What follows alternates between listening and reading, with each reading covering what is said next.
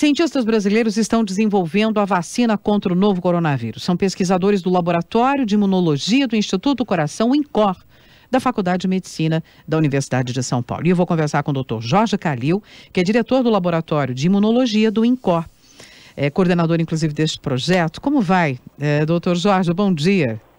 Bom dia, Roxane. Eu também sou professor da USP. E professor da USP, claro. Professor da USP, sem dúvida alguma. São os especialistas da Universidade de São Paulo, né? Que fazemos questão de trazer aqui. Não há nada melhor, a não ser uma vacina, uma nova vacina, não é, do que informação correta e dos especialistas, né, doutor Jorge? Exatamente. Importante. O doutor Jorge está na sua casa, porque está cumprindo quarentena. Antes da gente entrar na vacina, que a gente vai trazer em detalhes aqui para o nosso ouvinte, professor, por que o senhor está em quarentena? Explica para o nosso ouvinte. Eu acho que é um exemplo excelente aqui para a gente, né, compartilhar, que não é o fim do mundo quando isso tem que ser feito. Explica para a gente. Ok. Na semana passada eu fiz um jantar na minha casa, que vieram meus filhos, e noras e genros. Estávamos de aniversário de casamento e transcorreu muito bem. Mas 2 dias depois, eu fiquei sabendo que o meu filho, então, filho na casa, ele tinha contraído o coronavírus. Ele começou com sintomas e testou na sexta-feira. O resultado só saiu na segunda, infelizmente demorou. Mas ficamos sabendo que ele estava com coronavírus. Mas a suspeita já havia desde sexta-feira à noite. E a partir de sexta-feira à noite, minha esposa e eu, e minha filha também, nos colocamos em isolamento, cada um no seu lugar. Quer dizer, minha esposa em casa, minha filha na casa dela e o meu filho na casa dele. E realmente, quando deu positivo, eu continuei aqui em isolamento com a minha esposa. Nós paramos o contato com qualquer pessoa. Os funcionários aqui de casa foram dispensados até segunda ordem. Nós já tínhamos um pouco de comida em casa, estamos em casa aguardando.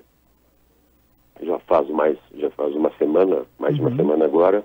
Até agora não temos sintomas nenhum, então talvez a gente não tenha contraído o vírus, mas a gente tem que ter essa responsabilidade cívica para tentar quebrar a transmissão do vírus. E isso nós ficamos em casa. Exatamente. E mesmo, quer dizer, vocês não têm nenhum sintoma, você, sua esposa e sua filha, e o seu filho que está com o vírus, como é que estão as condições gerais? Porque mesmo quem dá positivo para o coronavírus e está em boas condições, quer dizer, não sente sintomas, continua separado, né, em quarentena. E como ele está? Sim, meu filho teve, durante o fim de semana, bastante indisposição, febre alta, tosse, mas a partir de segunda-feira foi melhorando, ontem melhor, agora de manhã ele está melhor ainda, ele está se sentindo muito bem, mas ele e a esposa dele estão em casa e vão cumprir os 14 dias também para que ele consiga sair de casa. Muito bem. É esta a medida que todos devemos tomar, não é? Os que não estão infectados, mais próximos de alguém que já deu resultado positivo, e o próprio, né, a própria pessoa que está aí passando pela Covid-19. Ele provavelmente é jovem, tem bom estado de saúde, que é o que vai acontecer com a maioria das pessoas, né, professor, que vão acabar se imunizando a esse vírus, ou desenvolvendo ou não desenvolvendo a doença com maior ou menor grau de sintomas. Quer dizer, a maioria conseguirá, o organismo dessas pessoas conseguirá responder a essa infecção. Exatamente, a grande parte das pessoas, meu filho tem 34 anos, rígido, esportista, excelente saúde, ele respondeu muito bem, rapidamente. A gente sabe que nessa faixa etária, até mais jovem, muitos são assintomáticos, mas transmitem a doença. E na Coreia, que conseguiu estancar a transmissão, eles fizeram maciçamente testes nos jovens para saber se eles estavam positivos, se eles carregavam o vírus, para deixá-los isolados até o vírus desaparecer. Uma coisa que, infelizmente, nós não estamos fazendo aqui. Exatamente. Bom, agora vamos falar propriamente da vacina. Assim como em outras, né, buscas dos pesquisadores estudiosos para encontrar vacinas para determinados vírus, está acontecendo com a Covid, e o Brasil tem tido um papel muito importante nesta busca por cientistas no mundo todo para encontrar essa vacina. Eu gostaria que agora o senhor falasse um pouquinho para a gente como é que está esse projeto que está sendo desenvolvido no INCOR e a participação dos cientistas brasileiros, dos pesquisadores nessa corrida que é mundial. Ok, então nós estamos trabalhando no INCOR, mas desde o início trabalhando também em colaboração com vários setores da Universidade de São Paulo, né? Principalmente com o Instituto de Ciências Biomédicas, onde nós temos virologistas excelentes, na parte de farmácia também temos bioinformatas excelentes.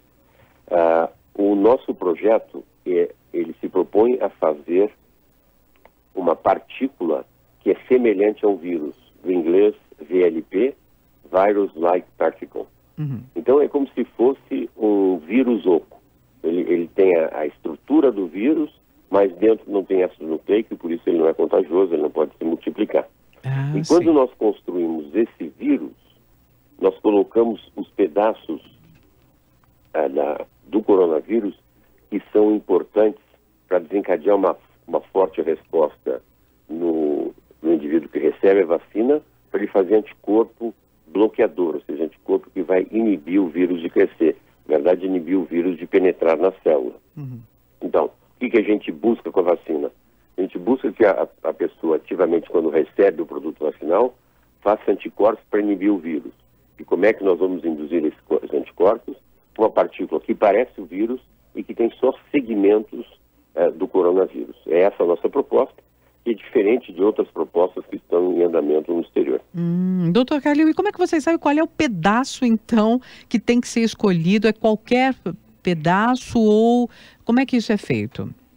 Não, existem vários trabalhos na literatura que mostram que a parte do vírus que é importante para penetrar na célula são aquelas, quando a gente vê os desenhos de vírus por aí, tem aquelas espículazinhas, por isso que ele chama de corona, de coroa, né?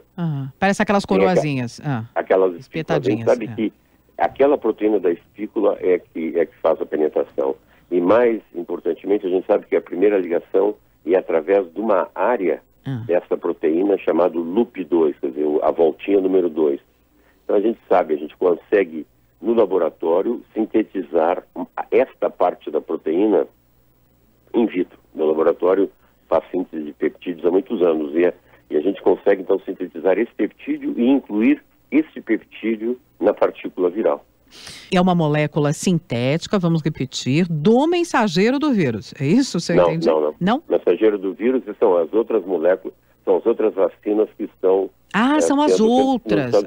Perfeito. Essa aí a gente constrói, então, são várias proteínas que a gente sintetiza e elas se aglomeram e formam uma partícula.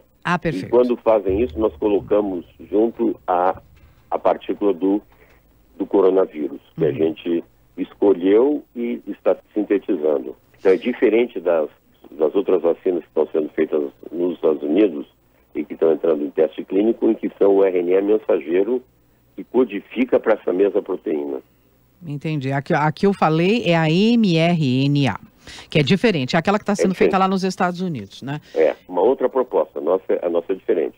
Tendo essa partícula viral, nós vamos imunizar animais e junto com isso, então é feito no meu laboratório, nós contratamos recentemente como jovem pesquisador da FAPESP o Dr. Gustavo Cabral, que passou muitos anos em Oxford, passou 5 anos em Oxford, 2 anos em Lausanne, é um especialista no desenvolvimento dessas VLPs que eu expliquei, e ele tinha vindo para o laboratório. Eu acho que essas VLPs realmente tem importância muito grande no desenvolvimento de novas vacinas, e ele veio para o meu laboratório para produzir uma vacina para melhorar ou para modificar uma vacina que nós desenvolvemos contra o Streptococcus pyogenes, que é o que dá muitas infecções no mundo todo por ano, dá 700 milhões de infecções por ano, e que causa a febre reumática, a doença reumática cardíaca.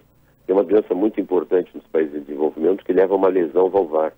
É muito importante para nós aqui no INCOR, porque leva muitas das nossas cirurgias são para troca dessas válvulas.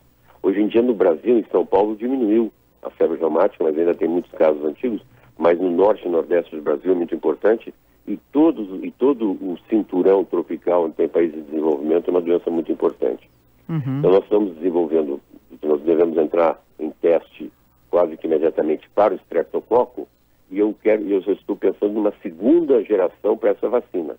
Mas quando ele chegou há um tempo atrás, agora recentemente, nós dissemos, antes de nos concentrarmos no estreptococo, há uma necessidade real para o coronavírus, nós temos condições de fazer e começamos a trabalhar. Também também é Décio Cunha Neto, que é um antigo colaborador que trabalha no laboratório, e nós já estamos em colaboração com o ICB da USP, porque no ICB o professor Paulo Zanotto já isolou o vírus, já colocou em cultura, e ele está desenvolvendo o teste para a gente poder saber se o anticorpo formado quando se injeta a vacina, se ele bloqueia a penetração do vírus. Isso nós vamos fazer em colaboração com o pessoal do ICB da USP, que é o Dr. Paulo Zanotto, também o doutor e professor Durigon. Então, assim, nós estamos criando uma rede de pesquisadores brasileiros e da USP para que a gente possa avançar rapidamente para a obtenção dessa vacina. Fantástico, fantástico, professor. Então são caminhos diferentes que os pesquisadores estão seguindo, e só para que eu entendi, para ver se eu entendi, diferente do mRNA lá, a VLPs, né, que são essas partículas que é o que vocês estão fazendo, já tem alguma pesquisa mostrando que isso pode ser mais eficiente que o outro caminho? Eu só quero entender se esses... Claro. São perguntas muito válidas. Vou recrutá-la para o meu laboratório para fazer todas as perguntas científicas. Obrigada, professor. Muito obrigada. Porque a gente tem dúvida, né? Não é técnico. O VLP já é utilizado em vacina. É um VLP mais antigo, o nosso é mais moderno, tem uma outra estrutura, mas existe uma vacina que até nós trouxemos para o Brasil, que é a vacina do papilomavírus, HPV. Então, a vacina do HPV, que aqui no Brasil se usa, por enquanto, a tetravalente, são 4 sorotipos. Em cada um daqueles LPs tem a estrutura de cada um dos 4 tipos virais que são contra o qual nós imunizamos aqui no Brasil. Então, as VLPs a gente sabe que induzem uma boa resposta. Legal. Os RNA mensageiros, eles são uma promessa muito grande, mas não tem nenhuma vacina ainda de RNA mensageiro. E o que tem é que, em gente, frequentemente, quando a gente usa o RNA mensageiro, as respostas são mais tímidas. Tomara que eles tenham conseguido resolver esse problema e que agora vão ter respostas mais robustas de proteção. Mas isso vamos ver agora quando eles fizerem os ensaios em humanos. Nós ainda vamos demorar algum tempo para chegar em humanos, mas a gente acredita que com essas colaborações que nós estamos estabelecendo, a gente vai ser rápido, vai conseguir avançar rapidamente. E ontem já uma mulher, né, recebeu a vacina nos Estados Unidos, né? Não sei qual desses caminhos de pesquisa, que tipo de vacina é aquela lá nos Estados Unidos? É RNA mensageiro e foi desenvolvida no Centro de Vacinas do Instituto Nacional de Saúde, em colaboração com uma empresa chamada Moderna. Então eles fizeram uma colaboração e já saíram. E por que eles saíram tão rapidamente com essa vacina? Porque esse grupo, inclusive, é um grupo de um pesquisador que é muito próximo a mim, a gente tem muita relação, que é o Dr. Barney Graham. Eles estavam trabalhando já no SARS, que é um coronavírus também. Sim. E quando apareceu esse novo coronavírus, que é o SARS-CoV-2, que é um segundo parecido com o SARS, eles imediatamente mudaram do sistema que eles estavam trabalhando no SARS para o novo coronavírus. Então, por isso que eles estavam muito na frente. Muito e mostra bem. mais uma vez que a gente tem que ter sempre pesquisas em andamento, quer dizer, as pessoas já afinadas e ligadas nas coisas que têm que ser feitas, porque aí, quando surge uma urgência dessas, pode-se alterar o sistema. Nós, da mesma forma, veja, nós estamos nos preparando para fazer um VLP para um tipo de vacina, mas quando surgiu a emergência, nós alteramos o nosso rumo e resolvemos dedicar a esse sistema primeiramente. Assim como os virologistas que eu referi na USP também, eles estavam trabalhando em outros sistemas virais, mas quando surgiu o problema, logo se dedicaram a esta questão. E eu quero agradecer muitíssimo a participação do professor Dr. Jorge Calil, professor da Faculdade de Medicina, diretor do Laboratório de Imunologia do INCOR, do Hospital das Clínicas da Faculdade de Medicina da USP, coordenador deste projeto.